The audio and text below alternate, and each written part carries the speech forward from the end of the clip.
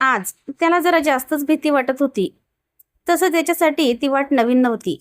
पण गेले 2 दिवस जे काही घडत होतं ते खूप भयावह होतं त्याच्यासाठी.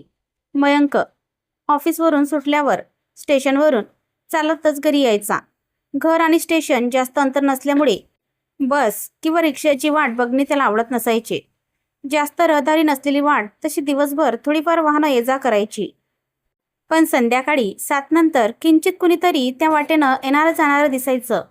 रस्ता मोठा होता, पण चालत जाण्यासाठी ही वाट जवळची पडायची. म्हणून मयंक याच वाटेने ये जा करायचा. 10 दिवसांपूर्वी सोसायटीतील सीमाने गळफास घेऊन आत्महत्या केली. सीमा 22 वर्षाची अविवाहित तरुणी. आई वडील लहान असतानाच देवाघरी गेले. सध्या ती काकाकडे राहायची. सगळी कामं करायची आणि काकू देईल ते खायची. काकू तशी खडूस, पण काका खूप प्रेमळ होता. काका तिच्यासाठी लग्नाची स्थळं शोधत होता. घरची परिस्थिती जेमतेम असल्यामुळे बऱ्याच स्थळांकडून नकार येत होते. काकू दिवसभर टोमणी मारायची. अपशकुनी आमच्या जीवावर खाते असं तिचं रोजचं जगणं झाल्यामुळे तिला त्याची सवय लागून गेलेली. सीमा दिसायला सावळी होती, पण आकर्षित सुंदर चेहरा, सळपातळ केस, मध्यम उंची आणि सुडोल शरीर. तशी जास्त कुणात मिसळत नसे. अबोल स्वभावाची होती. मयंक ऑफिसला जाताना ती गॅलरीत कपडे वाळत घालण्यासाठी हमखास असायची. समोरासमोर घर असल्यामुळे दोघांची नजरभेट रोजच व्हायची. मयंक कधी तसाच निघून जायचा तर कधी स्माईल द्यायचा. तिच्या मनात काय होतं देव जाणे. आत्महत्या केली तेव्हा सोसायटीत लोक चर्चा करत होते. कोणी म्हणे काकूच्या त्रासाला कंटाळून आत्महत्या केली, तर कोणी म्हणे लग्न जमेना म्हणून आत्महत्या केली, तर कोणी म्हणे तिचं कुणावर तरी प्रेम होतं, त्याने नकार दिला म्हणून आत्महत्या केली. आत्महत्येचं कारण तसं समजलं नाही. या घटनेला 10 दिवस उलटून गेले. तिने आत्महत्या केली त्यानंतर मयंकही काहीतरी मिस करत होता. 2 दिवसांपूर्वी 8 वाजले असतील. तो ऑफिसवरून येत असताना त्याच रोजच्या वाटेने त्याच्या मागे काहीतरी सरपटत असल्याचे त्याला जाणवले. सहज मागे वळून पाहिले तर काहीच नव्हते. थोडं पुढे गेल्यावर आणखी तसाच सरपटल्याचा आवाज आला. आता थोडं त्याला विचित्र वाटलं, कारण त्या सरपटणाऱ्या आवाजासोबत त्याला त्याच्या नावाने कोणीतरी हळूच आवाजात बोलवल्याचा भास झाला. त्याला भीती वाटू लागली. हिम्मत करून त्याने मागे वळून पाहिलं, पण काहीच नव्हतं. त्याला वाटले भास झाला असावा. विचार झटकून झपाझपावल्या टाकत मयंक घरी गेला. दुसऱ्या दिवशी परत तेच घडले. कालच्यापेक्षा आज आवाज जवळून येत असल्याचा भास झाला. मयंकला घाम फुटला. मागे वळून न पाहता तसंच घराकडे घाईत गेला. आजचा 3रा दिवस. आज त्याच वाटेने जायची मयंकला भीती वाटत होती. पावसाळा असल्यामुळे वातावरण अजूनच भयावह वाटत होते. ढग दाटून आले होते. रिमझिम पाऊस सुरू झाला होता. बस रिक्षाची बराच वेळ वाट पाहून काहीच मिळत नसल्यामुळे नाईलाजाने तो त्याच वाटेने निघाला. थोडंसं अंतर गेला तसा मागून आवाज आला. अहो थांबा ना, थोडं बोलायचं आहे. आवाज लेडीजचा होता. मयंक जागी स्तब्ध झाला. वळून पाहण्याची हिंमत नव्हती. रिमझिम पावसाच्या थंड वातावरणातही मयंकला दरदरून घाम फुटला. परत आवाज आला. अहो सर, थोडं काम आहे, थांबता का? आता आवाज अजूनच जवळून येत होता. मयंक जागेवर डोळे बंद करून भीतीने थरथरत कापत होता. तसं कुणाचा तरी खांद्याला स्पर्श झाल्याची जाणीव झाली. मयंकने घाबरून डोळे उघडले. शेजारी एक तरुणी उभी होती. मयंक तिच्याकडे बघतच राहिला. वाटेवरील दिव्याच्या अंधुक प्रकाशात ती तरुणी इतकी सुंदर होती की काही क्षण आधी भीती वाटत होती हे मयंक पूर्ण विसरून गेला. रंगाने गोरी पान, घारे डोळे, काळेभोर कमरेपर्यंत केस, सडपातळ शरीर, जैसे की फुरसत से ऊपरवाले ने बनाया होगा. मयंक तिच्याकडे एकटक बघत होता. तशी ती म्हणाली, माझं घर बरंच लांब आहे. इकडून रिक्षा किंवा बस काहीच मिळेना. मी इथे नवीन असल्यामुळे मला इकडचे फारसं काही माहीत नाही. वाटेनं कुणी दिसेना. थोडं अंतर चालल्यावर तुम्ही दिसलात म्हणून आवाज दिला. काळोख आणि पाऊस असल्यामुळे मला भीती वाटत होती. सॉरी, पण मला माझ्या घरापर्यंत सोबत येऊन सोडाल का? ती काय बोलते हे मयंकच्या कानापर्यंत पोहोचतच नव्हते. तो फक्त तिच्या चेहऱ्याकडे बघत होता.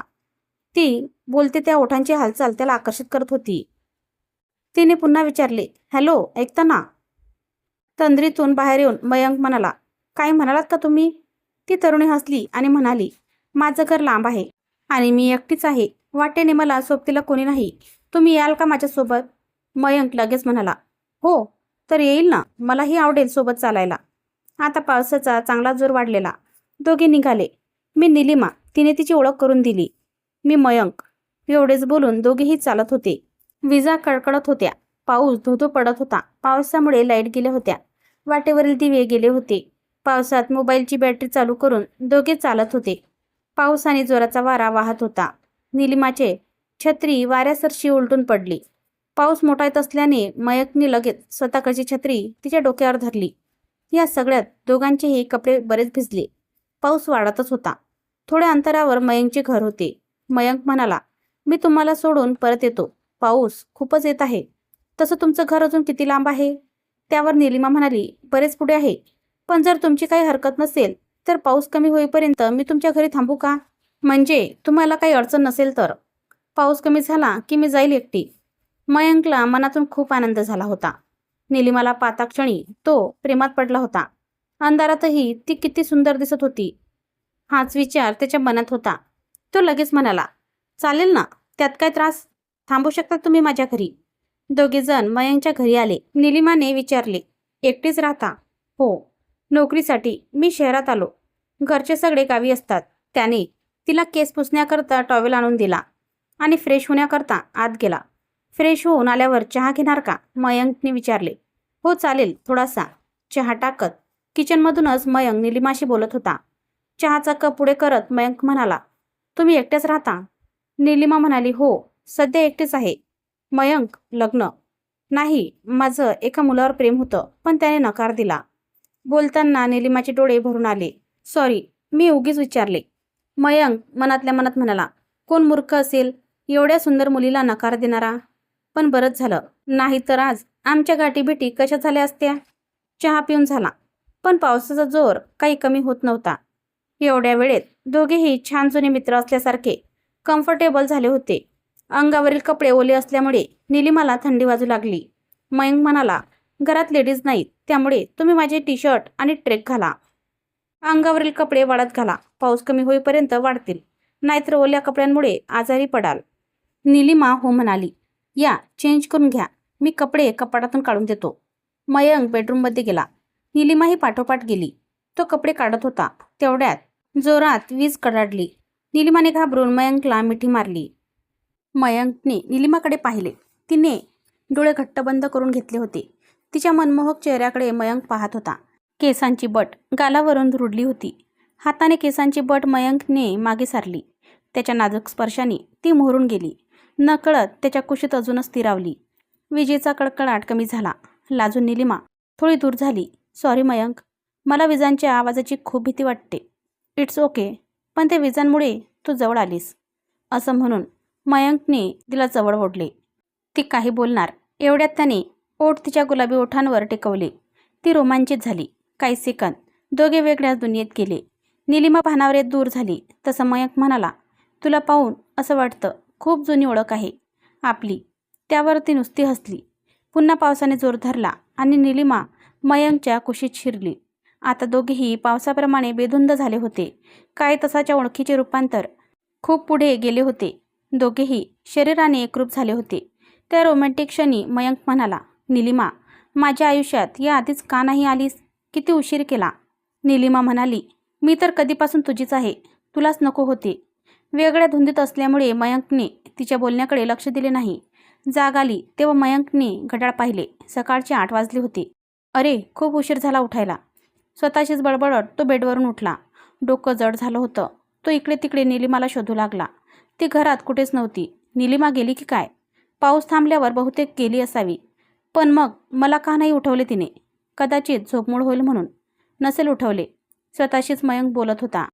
खूप सुंदर आहे निलिमा. मनात आनंदी होता. पण मग मी एवढा अचानक तिच्याकडे कसा काय आकर्षित झालो आणि तिनेही थोडाही प्रतिकार केला नाही? नवीन ओळख आणि असं कसं होऊ शकतं? स्वप्न होतं की खरंच असं घडलंय? या विचारात तो खुर्चीत डोकं धरून बसला होता. सोसायटीच्या आवारातून कसला तरी गोंगाट ऐकू आला म्हणून तो गॅलरीत जाऊन पाहू लागला. समोर सहज लक्ष गेलं तर गॅलरीत सीमा उभी होती. काहीतरीच काय, ती तर मेली आहे, इथे कशी असेल? भास होता आहे मला, असं म्हणून मयंक खाली गेला. गर्दी जमलेली होती. काय झालं आहे असं मयंकने विचारलं तर कुणी काही उत्तर देईना. प्रत्येकजण म्हणत होता, हे काय वय आहे का आत्महत्या करायचं? का बरं केली असेल आत्महत्या याने? गुणीपूर होता. आजी काकू यांच्या तोंडून ऐकू येत होते, पण कुणी आत्महत्या केली हे समजेना. मयंक गर्दीत वाट काढत पुढे गेला. जे पाहिले ते भयानक होतं. तो स्वतःला जमिनीवर पडलेला पाहत होता. डोक्यातून रक्त वाहून सुकून गेलेलं. हे कसं काय शक्य आहे? मी तर जिवंत आहे, ओरडून सांगत होता. पण त्याचा आवाज कोणालाच ऐकू जात नव्हता. तो पुन्हा धावतच आपल्या रूममध्ये आला. पाठमोरी निलिमा उभी होती. त्याच्या जीवात जीवाला. निलिमा, अगं कुठे गेली होतीस? आणि खाली पाहिलं का? लोक काय म्हणत आहेत? मी त्यांना सांगतोय मी जिवंत आहे, पण कुणी ऐकतच नाही. बरं झालं तू आलीस. तुला तरी समजतंय ना मी काय म्हणतोय ते? निलिमा वळून नुसतीच हसली. खाली पडलेला तूच आहेस मयंक. अरे पण असं कसं शक्य आहे? रात्रभर आपण सोबत होतो. निलिमा फिदी हसली आणि म्हणाली, हो सोबतच होतो, पण मला तू कायमचा हवा होतास.